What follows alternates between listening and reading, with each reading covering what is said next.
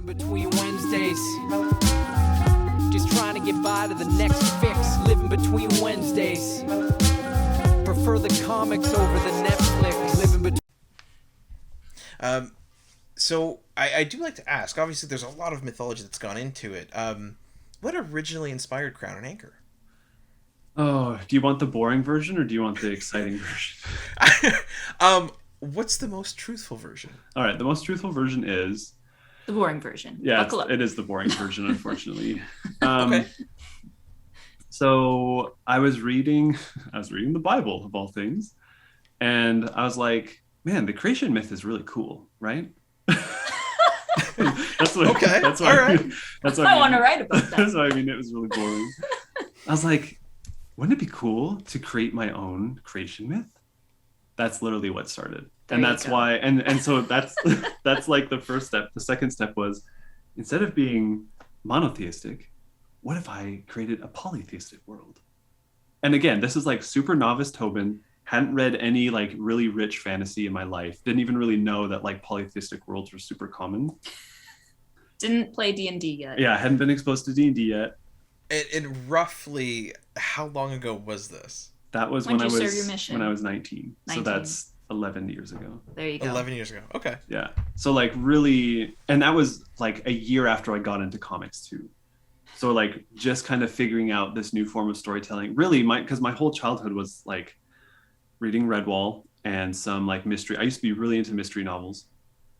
And then I just played video games, right? And so the disconnect was very prevalent. It really wasn't until university where I realized, oh, like all this stuff is working. Again, that kind of Campbellian architecture is right under all of it. And so finding that was like, oh, it's really all the same mechanics underneath everything, story mechanics and story beats. So it really came from that wish of, I want to do this myself. And and then thinking I really liked One Piece. That's the other thing that we need to bring up when we talk about Crown and Anchor, is how prevalent One Piece is. Mm-hmm. Because One Piece specifically fit within my model of understanding stories as like stories progress when you kill a boss and you just keep killing bosses until you get to the actual main boss, right? Because it's very manga. You play Final Fantasy, you play Fire Emblem. Like I play a ton of Fire Emblem, and every episode, right, every chapter, you kill a boss, and you just do that. And so reading One Piece, it was the same. It's this pirate, you kill Buggy, not that they really kill Buggy, and then you move to the next one, and then that's the arc of whoever. And so once that villain's defeated, you go to the next one. And so because at that point I had read more manga than comics, I was like, oh, that's just how stories work. You just have to knock over Bowser, and then you can go kill Ganondorf, and then you can go kill Dr. Wily. Like that's how I thought they worked. And so that's when the really early structure, and that's why the Pirate Lords are a thing, is because it really is, each book essentially is a Pirate Lord. The themes and stuff that we address in each one are very differently, but it was very much, we're gonna level up, we're gonna get new gear, we're gonna have those developments, we're gonna kill this boss, and we're gonna have a little bit of a break, and then we're gonna get right back to it. Yeah, and just like when anyone goes through trauma, people get haircuts. That's my favorite part. I'm so excited. New outfit, new haircut, new weapons. Yeah. I also want to point out that when we first explored Crown and Anchor, Heb was a lot nicer of a person and actually had good goals. Yeah, he's a bastard now. I know, he's such a jerk. I remember I had one reader like constantly throughout book one be like, okay, I need to figure out why Heb is so mean to Skit. Like, why does he hate elves? Why is he so mean? And I'm like, I promise we'll tell you, but I'm not going to tell you right off the bat and be like, I'm going to be mean to this elf. Here's why. Like, we don't do that. But it's like, issue one, it's established that Heb has some beef with elves. And it's not till like issue 4 or 5 that it's like, well, you know what? Here's why. And then we're like, that's issue 6. Oh. That's literally how book 2 starts. Well, there was a little bit in issue 4. But yeah, so my one worry at the beginning was like, people are going to hate the protagonist. And that's not necessarily like, I compared Heb to Deadpool once because Deadpool is like, he's some people's bread and butter. Some people, like he's a bastard too, but people love him. So I'm like, well, Heb's a bastard. Please love him because you know, I don't know if Deadpool actually has like a character arc and becomes Some a better writers person. put him through it. But like, But know, you can't start a story with a hero already as the hero. Yeah. Yeah. They have to become one somehow. Yeah. And not everybody's this, you know, delightfully polite little boy who, despite living under the stairs, would, you know, sacrifice his life for the Wizarding World. Like some people go through hard things in life and they let that get under their skin. And that's what happens. Yeah. And every one of our characters has, you know, different starting points and different trajectories and make completely different decisions than the other would. And so our crew's going to keep expanding and it's going to be more fun. It's going to be a fun little pirate party. Yeah. This is very exciting. What thematically, what does sort of the second book cover, or what does it discuss? Obviously, don't give me like plot details. No. But thematically, what? I mean, you can still read book 2 up to like the halfway point of issue 8, but basically, I mean, there's definitely more world building, and we kind of go back to the events in the second epoch and what happened, and why there's so much, I guess, racial tension between elves and humans, even after all this time. Because in the first book, you figure out like where the elves have kind of been hiding out, and then you're introduced to a really powerful villain that's kind of the spawn of a god and a human, and it did not go well. And you just get to learn more about, I guess, the second technical pirate lord that they run into. And I wouldn't say Nax was very scary. He was an established dude, but like this next pirate lord, you don't know who he is, and you don't want to know who he is. I always forget that Nax's backstory isn't in book 1. It was in the original draft of Crown and Anchor, but we cut it because we didn't need to include it. You got enough detail from just like, hey, you dumb kids, I want you to go do this thing for me. But now I'm like, he actually had like a really fascinating backstory. But I guess you always kind of feel that way. You can do a character bio or something. Yeah, so I would add on to what Alaire said and talk about like if you know, we did for book 1, the log line on the back was, is there something you'd give up everything for, right? So establishing that concept of like, how much are you willing to sacrifice to actually get what you want? Book 2, the one you came up with it, what is it? To err is human, not all the divine forgive. Yeah.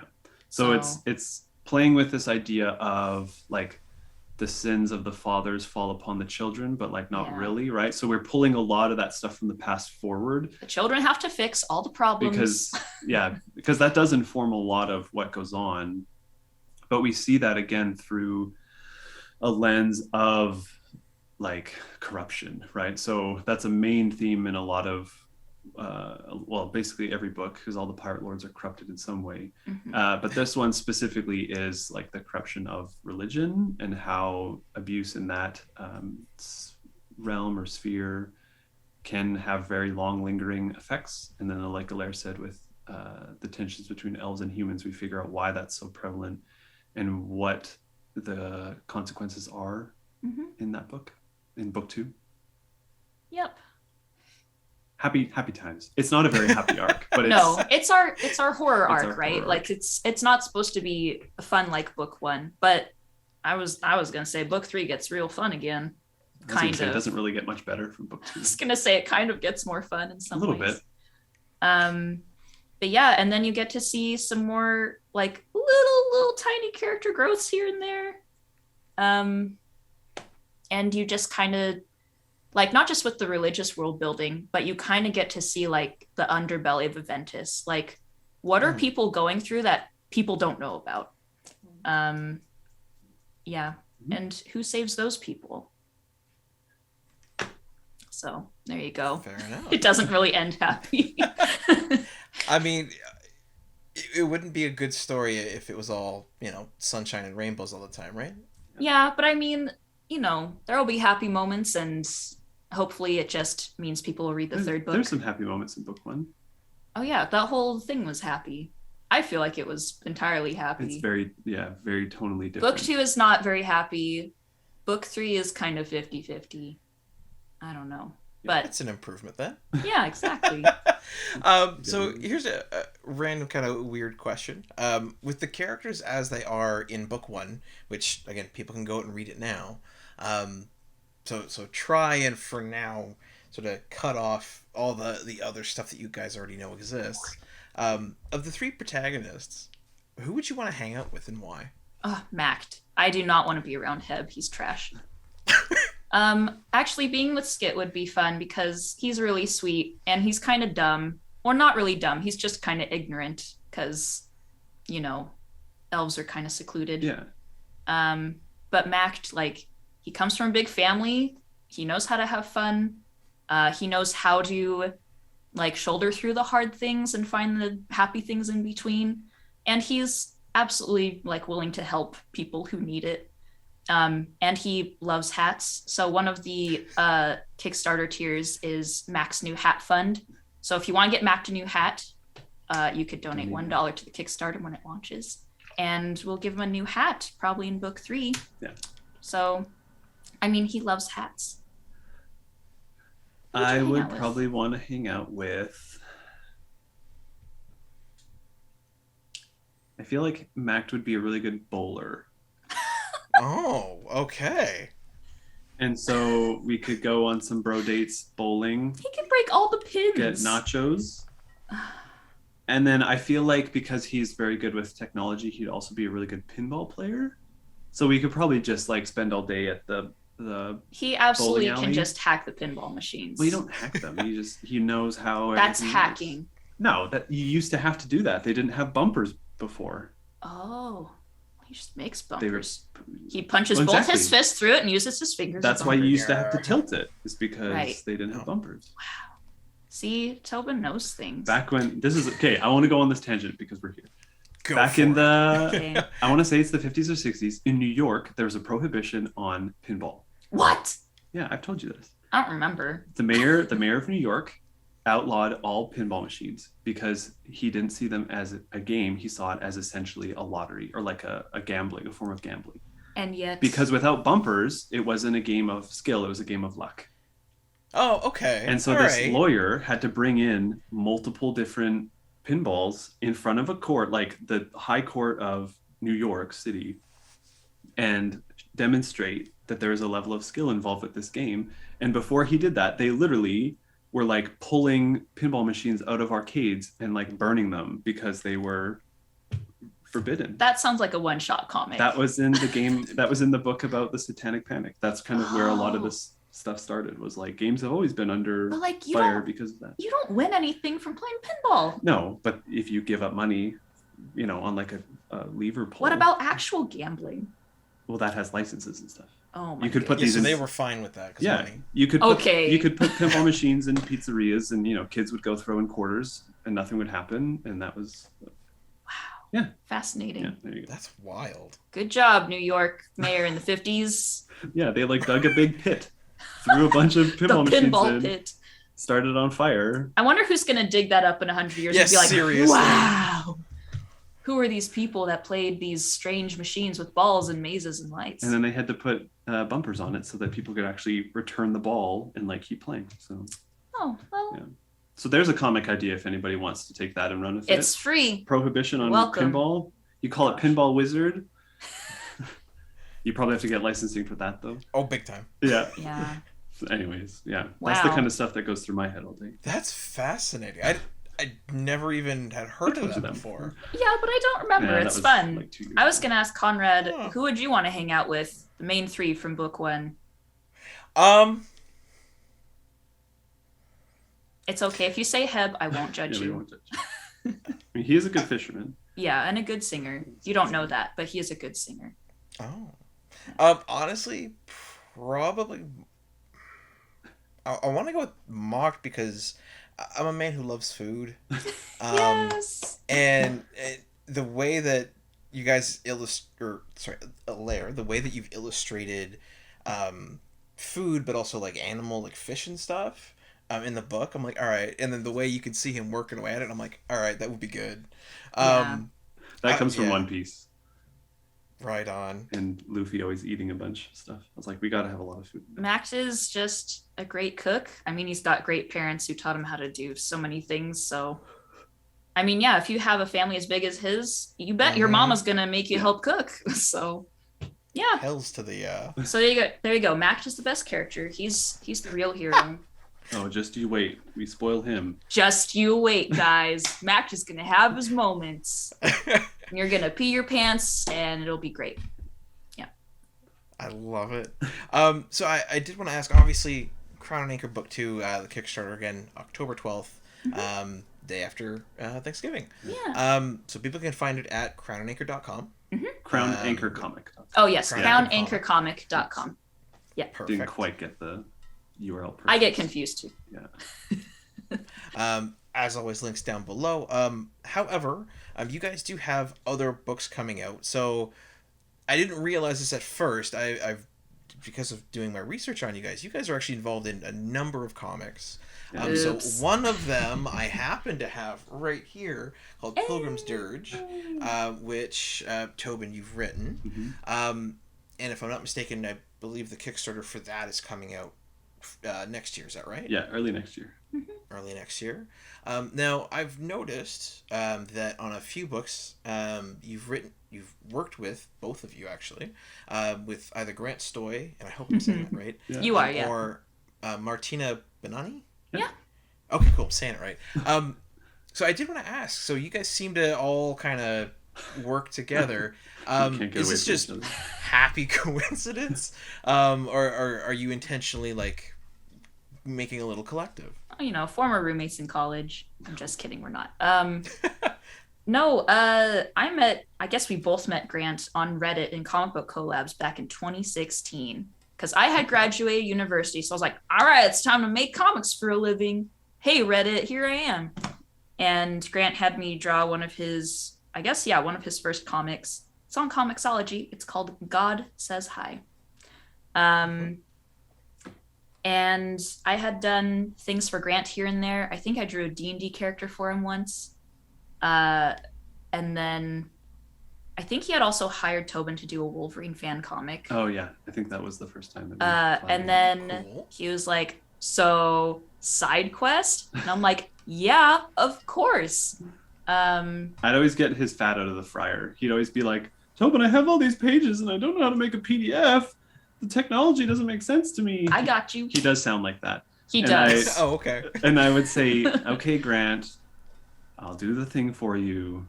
It's okay. He'd go, thank you. I don't do anything without you. And then he'd go watch hockey and forget all about it. Yeah. So, yeah. Side quest is fun. And then working with Martina's so I don't know where he found her. He found her originally. Yeah. And then when I was going to make Pilgrim's Dirge, the plan originally was to have the same colorist as Emulator work on both, because Tankla is a force to be reckoned with. Oh, yeah. She's got a lot going on. Yeah, she's very busy, but she's so good at coloring. Like, we had her color our first cover of Crown and Anchor. Yeah, trade one is covered. Yeah. Colored by. Gosh. Tankatha? Tankatha. Yeah, her handle is Tankatha Joy, I believe. Or it's just Tankatha on Twitter. Okay. Yeah, so when we did floppies of Crown and Anchor 1 through 3, she colored all of those covers, and she colored book 1's cover. Like, yeah, and then she colored Emulator. She's so good. Yeah, and so I was like, all right, I need another colorist. And color is the one thing in comics that I really do not understand whatsoever. Like, I can do everything except, well, obviously illustrate, but I understand illustration, but I don't understand color or color theory. I've been trying to learn it over the pandemic, and I was like, it seems so simple, but then you actually go to do it, and it's another language entirely. And so, you know, I think it was about halfway through side quest number 2 when I was working on Pilgrim's Dirge, and so I just reached out to Martina and said, hey, like, you do side quests, do you want to fit in one more book? And I'm sure she's super busy now too. But no, it's not so much a collective, it's just like, I want to work with people that I know are talented, and it sounds really bad. We get along with, and we collaborate well with. That's probably the biggest thing.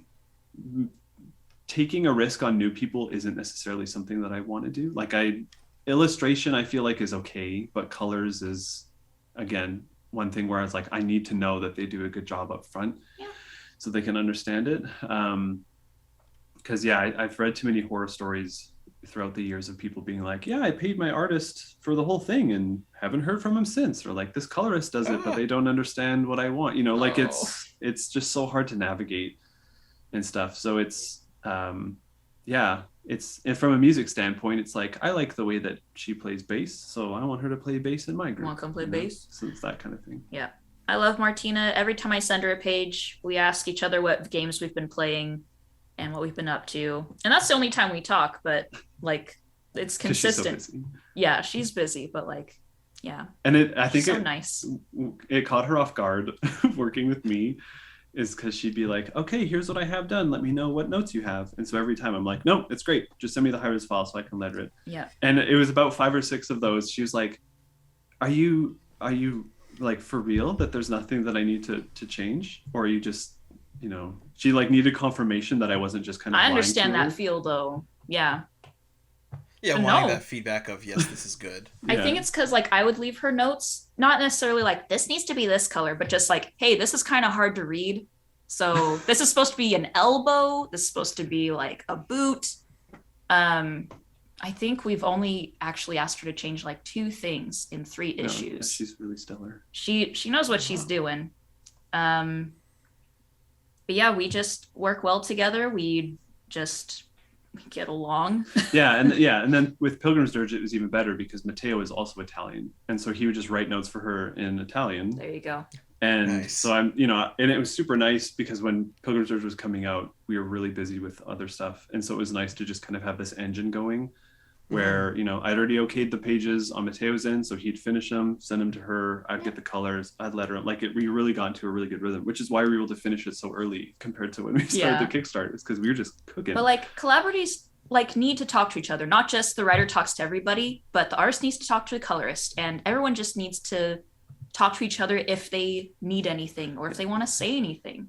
Golden age to present, digest to oversize. Never miss new comic day. Yeah, no surprise. So where's my no prize? Check the letter columns. Can't find issue 2? Yeah. Collector problems, cliffhangers, mysteries. You need answers. When did Batman become Green Lantern? I get it. True believer, not lying. Always up for an awesome summer crossover tie-in.